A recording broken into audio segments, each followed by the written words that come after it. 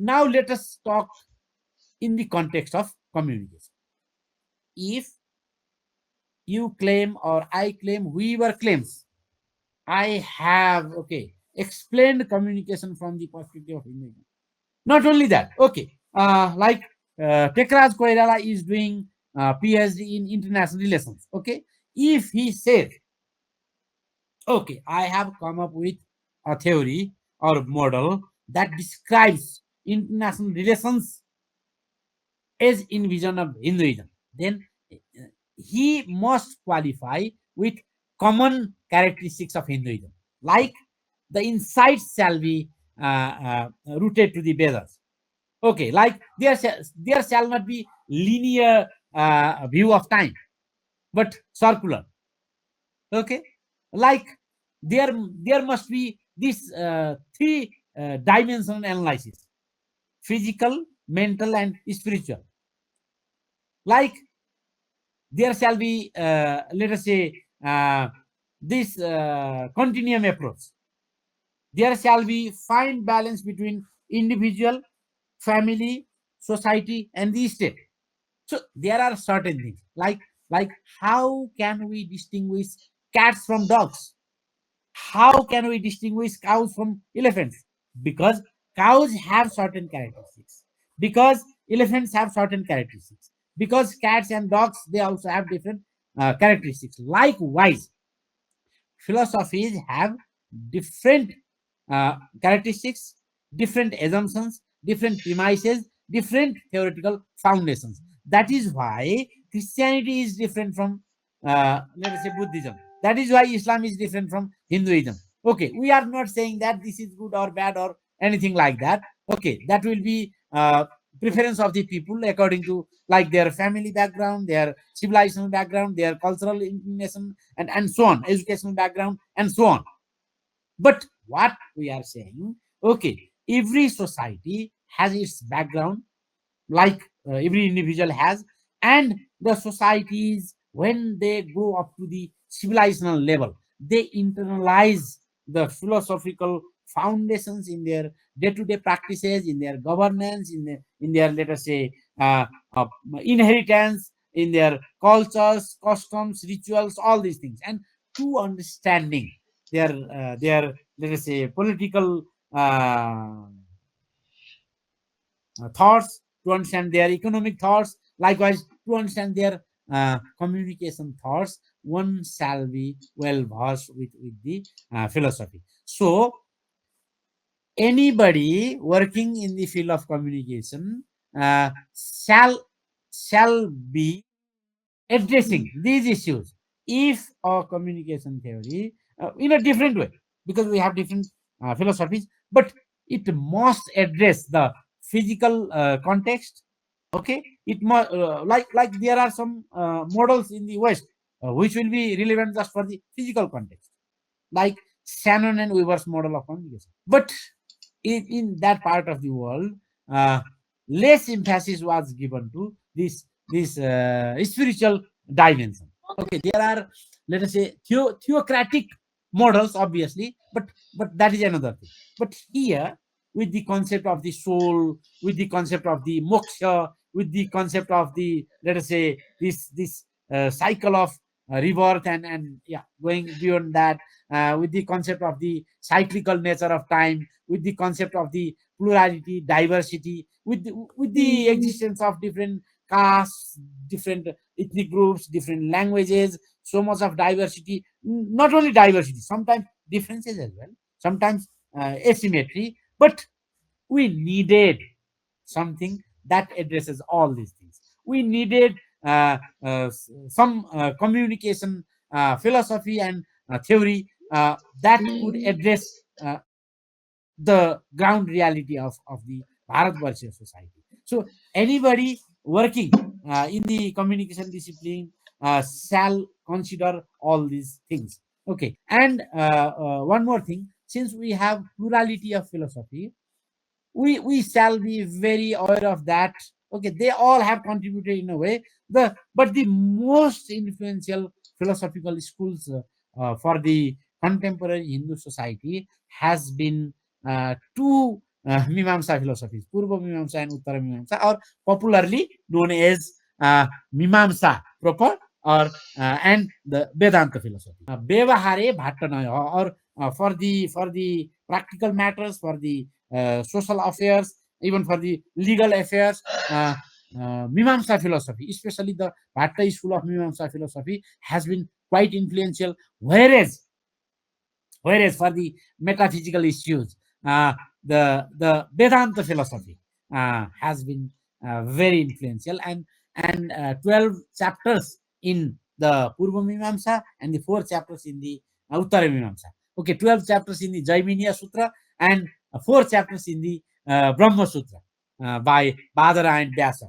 They have been considered part of an inseparable Shastra, which is called Krishna Shastra, a complete Shastra only when all these 16 chapters are put together. So the Vedantins, they consider that, okay, for the social, political, and let us say other affairs in the society, we shall abide by the Purva Mimamsa. And even the Purva Mimamsakas, they say that, okay, when it comes the matter of uh, dharma, we are triumphant. But when it comes the matter of moksha, then okay, that Brahma Sutra or the whole tradition of Vedanta, it is also Mimamsa. It is Uttara Mimamsa. So that shall be followed. This is how things have been reconciled, and we can see this in the practice of uh, Jagat Guru Shankaracharya. Okay, he reversed uh, Kumarila Bhatta, the great Mimamsaka, is Bhagavan, like Guru, and then he applies his epistemology to define own metaphysics, and comes up with okay, this Advait Vedanta, and there are other versions of Vedanta as well. I am giving just one example. So this nature is applicable in case of the Sadharanikaran model of communication. Sadharanikaran model of communication has employed these two Mimamsas, or let us say Mimamsa properly, and Vedanta philosophy as the guiding philosophy. So to understand Sadharanikaran model of communication is in fact to understand these philosophies, and what makes that a big difference. Like, if there would be no Mimamsa philosophy, then the real world or the physical world would be considered just like illusion. But just like the Upanishads. Okay, in fact, Mimamsa is considered the most authentic interpretation of the Vedas. It does not operate in binary. Okay, there is distinction of Vidya and Avidya, but Avidyayam Mritim Tirtva, Vidyamritam Asnute. So we shall have a fine balance between our body, our mind, and the Atman. Okay, we shall achieve Artha. We shall have the desires fulfilled properly, okay, is guided by the dharma, that means kama, and ultimately we shall achieve moksha. So due to this fine balance, okay, this approach has been there, and later on we will see how Sadharanikaran model of communication in fact envisions communication in the physical setting. It envisions communication in the mental setting. Okay, there is whole Rasa Sutra, all these things for that. Okay, for the physical setting, there is this transfer and sharing of sandesa, information. Okay, and in the let us say spiritual dimension, Raso Vaisa, like Taittiriya Upanishad. So how the ultimate rasa, or the ultimate knowledge, okay, of the Brahman, to have sakshatkara of the para. So these things that we will discuss later on. But what I am telling you is, there is a precondition. If anybody claims to represent Hinduism, then he or she or his or her or their work must be in congruence with Hinduism. And for Hinduism, as I told, there are so many characteristics. It's huge, but at least there are certain common things, like to be rooted to the Vedas, to consider the existence of the let us say Paramatma or God, Ishwar, whatever people may term in different ways. But some ultimate power and the existence of the Atman and the cycle of rebirth and chance for moksha and okay supremacy of dharma and attainment of artha, kama, and moksha is guided by the dharma. These are the common characteristics accepted by virtually all sects of Hinduism. Okay, if we have a too much, let us say, loose definition of Hinduism, even some writers may include Sarvaka under this, who would say, okay, there is no existence of Atman and there is no rebirth and all these things. Okay, Bhasmibhutasya dehasya punaragamana kuta. Okay, once died, we die. So that is why let's have pleasure in our life.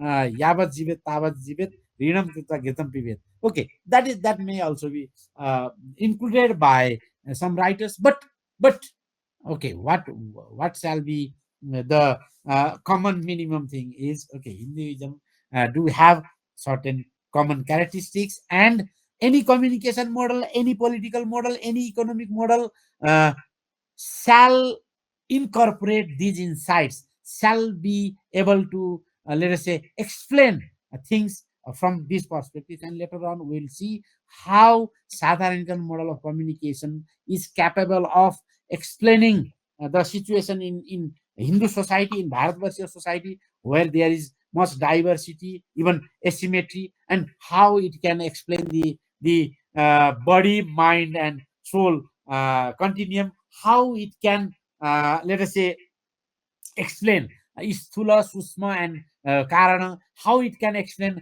Artha, Kama, and Moksha, and how it is guided by Dharma, and how the Adhikar, Veda, and Patrata thing has been okay embraced by this. I think for the timing, I shall stop here, and more things will be clarified through our discussion. Thank you. The floor is open.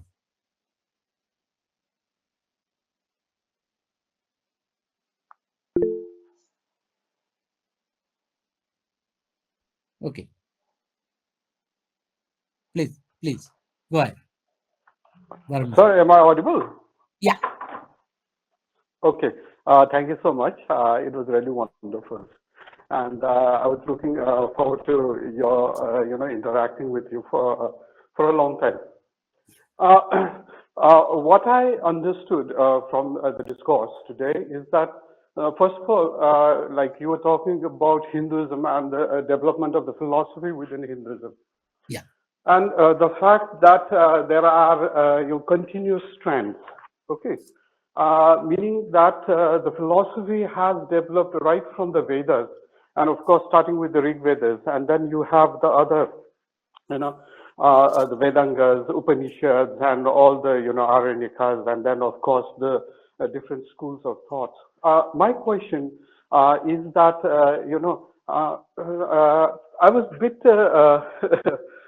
let's say worried in the sense because first of all your work is wonderful, it's fantastic, because we always talk about the Western model, isn't it?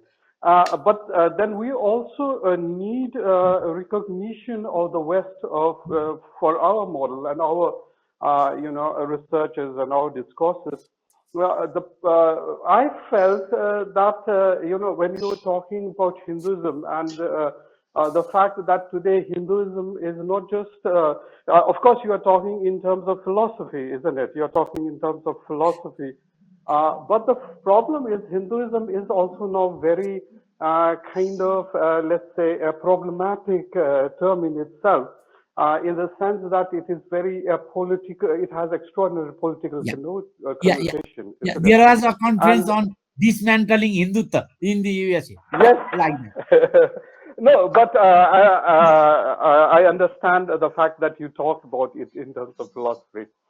Yeah, What I was trying to say was when you're talking about how Hindu philosophy has transformed throughout the ages, yeah, and then how you have also taken insights from Charvaka, you have also taken insights from Jainism and Buddhism.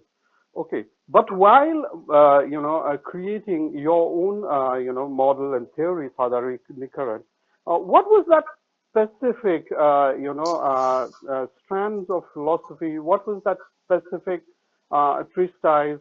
Who was the person you based, or whose work was it specifically you based your theory and model on? Yeah. Thank you. Thank you. So, as I told you earlier, Natya Shastra is the first resource. Okay. Obviously, to define Sarideta, all these things, I have gone to Rig Veda and Atharva Veda as well. But uh, the theoretical institutionalization, in a way, came from Rasa Sutra of Natya Shastra, and that Rasa Sutra was discussed and interpreted in various ways by various scholars, various acharyas. Okay, of them, Bhattanayaka, he was there 1100 years ago, roughly. Okay, Abhinav Gupta is roughly 1000 years ago, 1000 and maybe 5, 6, 7 years. Bhattanayaka, he in fact took insights from Mimamsa philosophy. In Mimamsa philosophy, there is a theory called Bhavana theory. Okay, Bhavana theory is about, let us say, Sabdi Bhavana and Arti Bhavana. To put it very simplistic way, what I have been uttering is Sabdi Bhavana, and how you understand it is Arti Bhavana. So in a way, the basic question of communication, how senders and receivers are engaged in a meaningful communication. Okay, the meaning making process, meaning sharing process. So this is discussed in Mimamsa philosophy by Kumaila Bhatta as well. So this Acharya, Bhattanayaka, he in a way blended that Bhavana theory, and there is yet another theory of Avihitannayavada. Okay, how different elements uh, uh, converge to give a holistic meaning like that. Okay, I'm trying to make it very easier. So, and then he took the metaphysical assumptions of Vedanta philosophy. Okay, actually, which is more nearer to Bhartihari's Vedanta. So there is some congruence, but the Upanishad, like Mandukya Upanishad, is the base for, let us say, both Bhartihari and Shankaracharya, and he took that let us say, ultimately uh, feeling one, or ultimately becoming one. Ultimately, there will be no distinction between even the Atman and Paramatman. Okay, so he took that metaphysical outlook from Vedanta philosophy, and he took this Bhavana Siddhanta and the reality of the physical world, and the rationality of the mental, let us say, meaning making process from the Mimamsa philosophy. So my model is more based on, let us say, Bhattanayaka version of Rasa Sutra. Okay, obviously, this model also follows uh, Mimamsa philosophy, or we may say Purva Mimamsa philosophy, and Vedanta philosophy, which is also called, let us say, Vedanta or Uttara Mimamsa. So this scheme, as I told you, 12 chapters of Jaimini and 4 chapters of Badarayana Vyasa. So there is a tradition to reconcile them, to put these 16 chapters together and consider them as complete Shastra, Krishna Shastra. And so I have employed that vision. So, in a way, you can say that I have based on Bharata Muni's Rasa Sutra, and then to Bhattanayaka, and some interpretations from obviously Abhinav Gupta as well. And okay, it is, as I mentioned earlier, uh, uh, it came into the discipline of communication due to the contributions of like J.S. Yadava and I.P. Tiwari. such scholars, they at least brought that thing into the domain of communication. I extended that, and especially for verbal communication dimension, then I went to the text by Bhartrihari, Vakyapadiya. So in a way, the great persons that I have mentioned, I must mention Bharat Muni, Bhartrihari, Bhattanayaka, and Abhinavagupta. These are the people, original, let us say, theorists, based on whose work I have extended this and come up with this illustration called Sadharanikaran Model of Communication. And you said one thing, very valid thing. Uh, the global order is like that. If we do something great, but if it is not validated by the West, that then it may be in the margin only.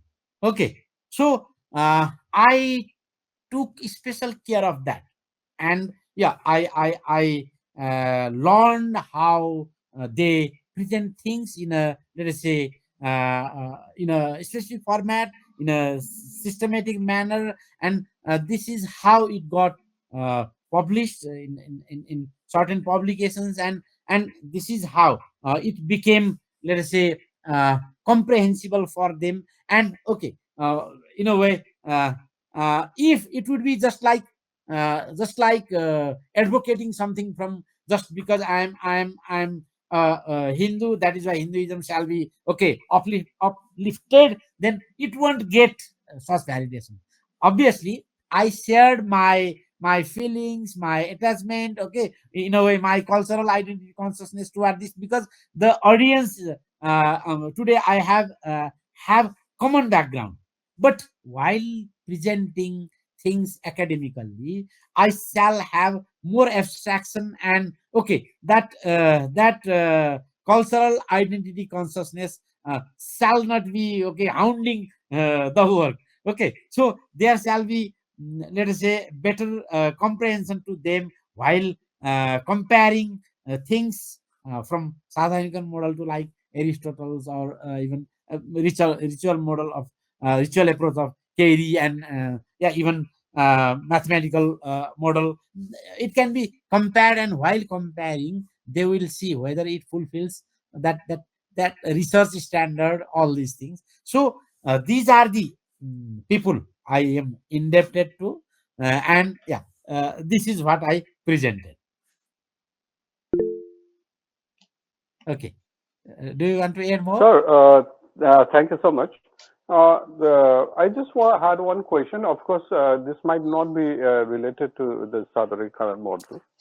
But I mean, I said, for example, Hinduism and the Hindu philosophy is very metaphysical oriented, isn't it? It dwells, like you were talking about moksha, Atma and Paramatma and all.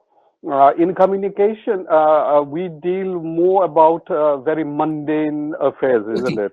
yeah, So, Bharatji, yes, very in that sense, very how have very you good tackled question. that? Very good question. In fact, I started with problematizing them. Okay.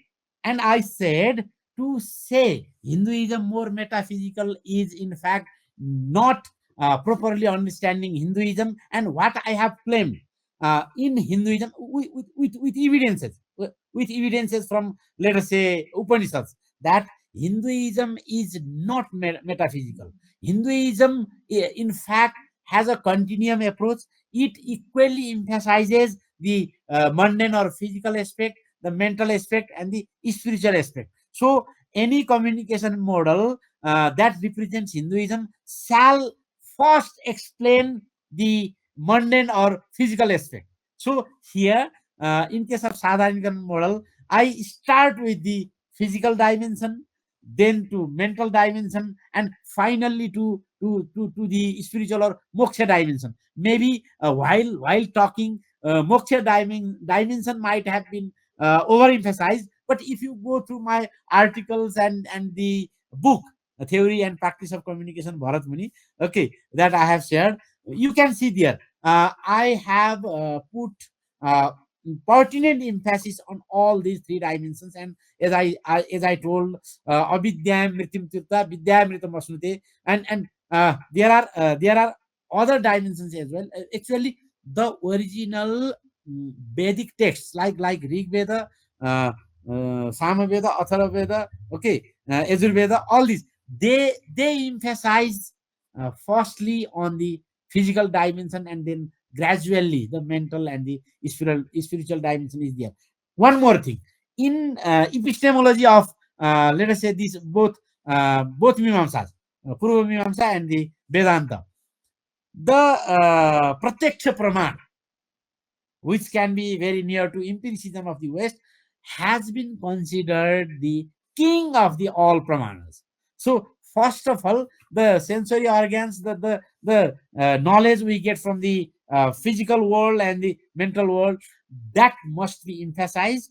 It is only when the limitation of these pramanas are reached, then we shall go to other pramanas. And obviously, yeah, for dharma matters, since dharma addresses sthula, sukshma, and karana, all, uh, it it is not based only on direct sense perception pratyaksham only. It goes beyond, and the ultimate is the shruti. Okay, the sabda pramana is the ultimate. But even even if there is some evidence from direct sense perception, which is contrary to, like, uh, written to certain text, then the direct sense perception will prevail. It is not like that Giordano Bruno said something contrary to Bible and he was burnt alive. It is not like that here. Here it is considered, if uh, you can falsify things, try.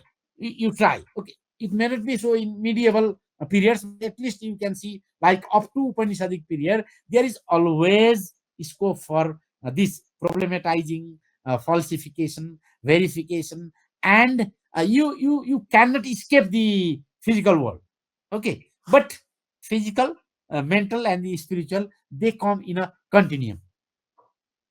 So I have started problematizing from that reductionist approach. That is why the Westerners also found this so convincing, because what they were trying to explain communication through, like Shannon and Weaver model or Aristotle's or SMCRE model, that is also here. What they were trying to, let us say, explain by through Ferdinand de Saussure or even Freud and Lacan, uh, that this is also a parallel also is there, and it has more, the moksha dimension. So moksha dimension is not the primary thing.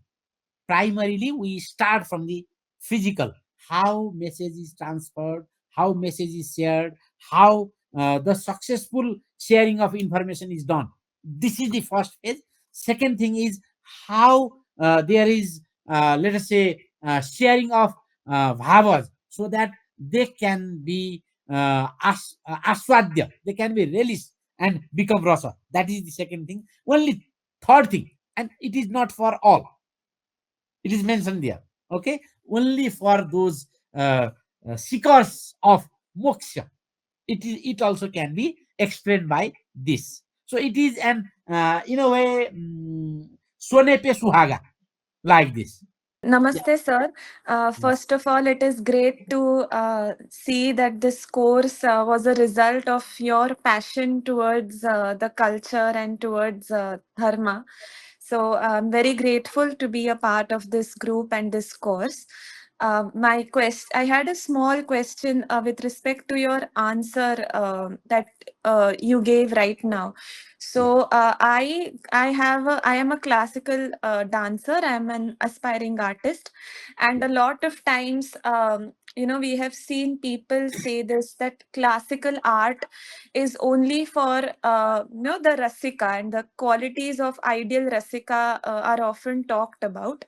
Um, but so, as you mentioned, that it is only for those who are seeking moksha, right? I mean, and while I do agree with this, and while I do recognize the importance of that, uh, while we are having discussions amongst artists or in general in different groups, we are always talking about taking classical art forms towards the common people. Yeah, And yeah. today, so how can we look at this model if me, I am trying to convey this spiritual message to someone who might not be aware about moksha, or who might not be actively or consciously seeking moksha.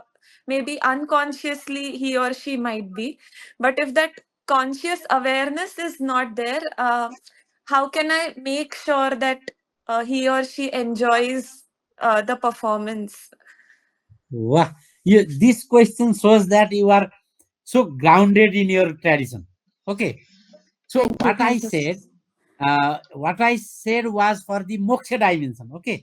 Uh, People, mumukshus will be more interested in that. That is one dimension. Okay.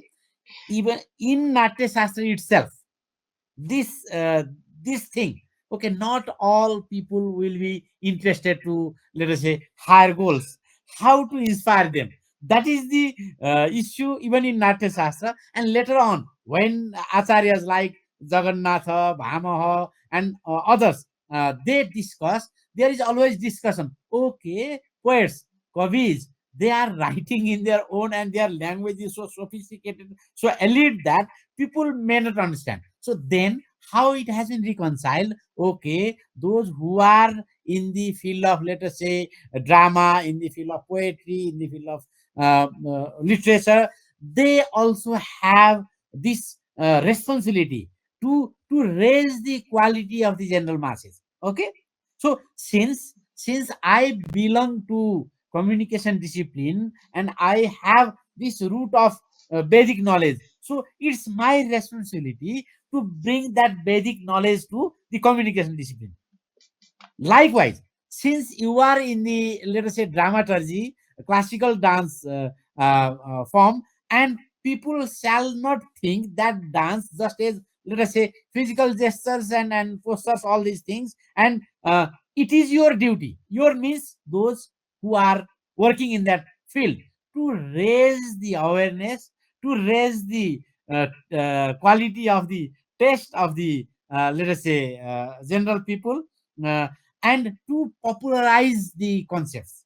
That is why some gurus, they started giving the deep philosophical teachings in the vernacular languages. Like why uh, Goswami Tulasidas wrote Ramcharit Manas, whereas there were so many Ramayanas, including that of Valmiki and Vyasa, Valmiki Ramayana and Adhyatma Ramayana, even Kamba Ramayana. So many other Ramayana were already there, but he wanted to write that. I'm not going into how to interpret Tulasidas and yeah, politicizing all that. That is another matter.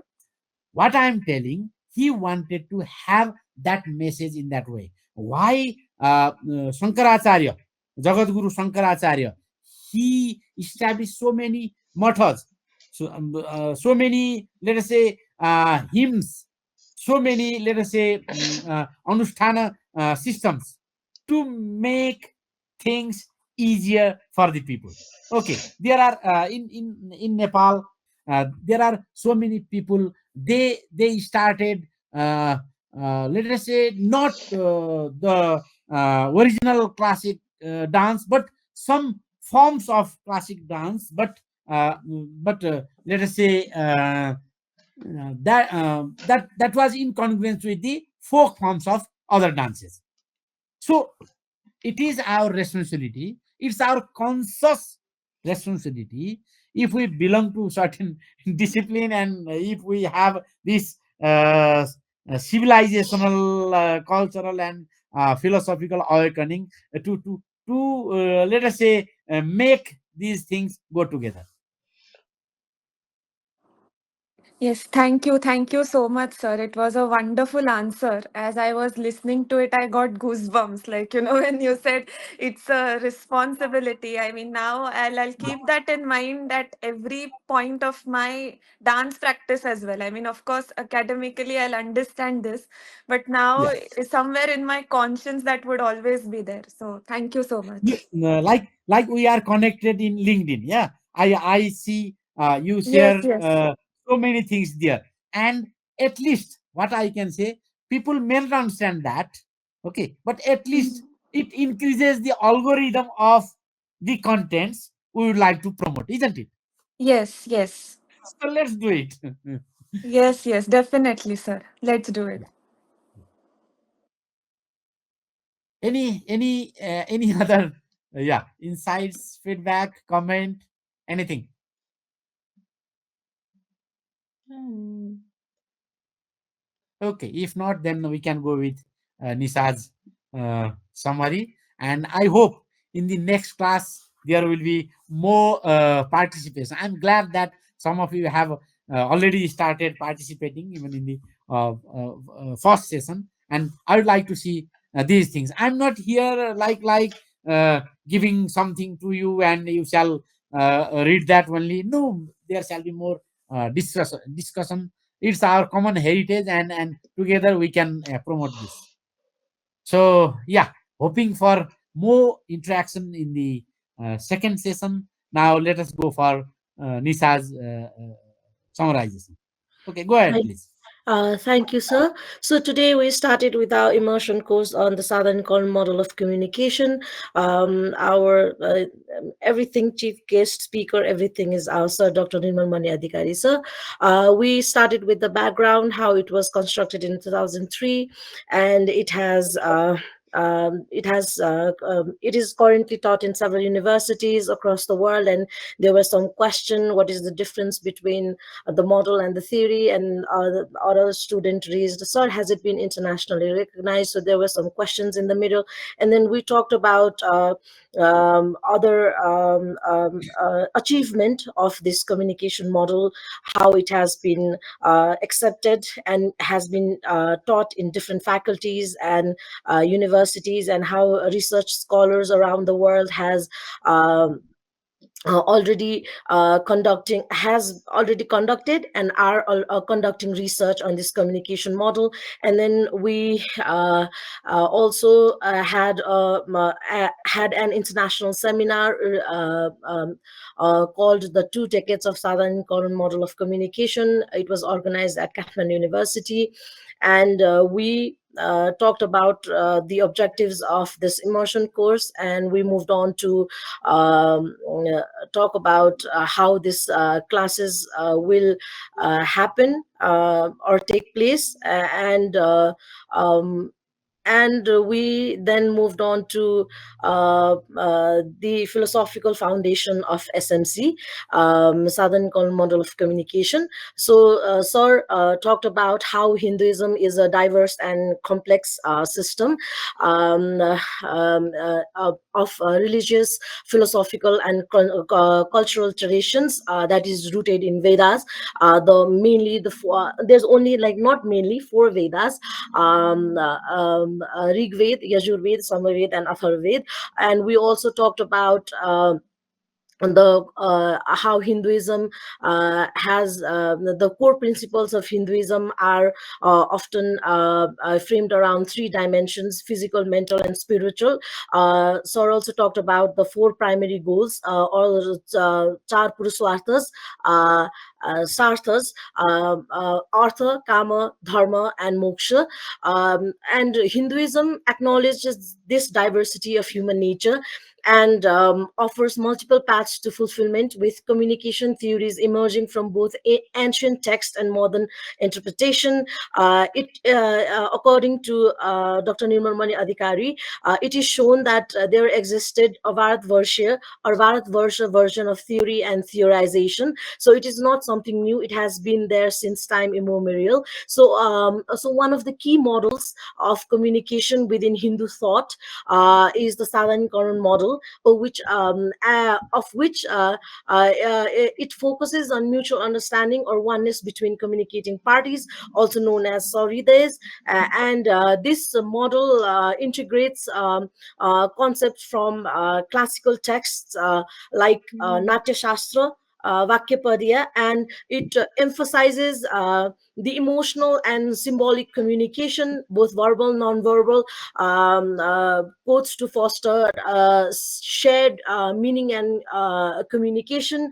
Sir also added that which I forgot to mention. So there is two school of thought in Hinduism, Astic and Nastic. So the Astic school are six classical philosophies: Samkhya, Yoga, Nyaya, Vaisheshika, Mimamsa, and Vedanta. So there's another communication model from Mimamsa philosophy by Kumarila Bhatta, and that model is called Bhatta Mimamsa model of communication, which Sir is the one who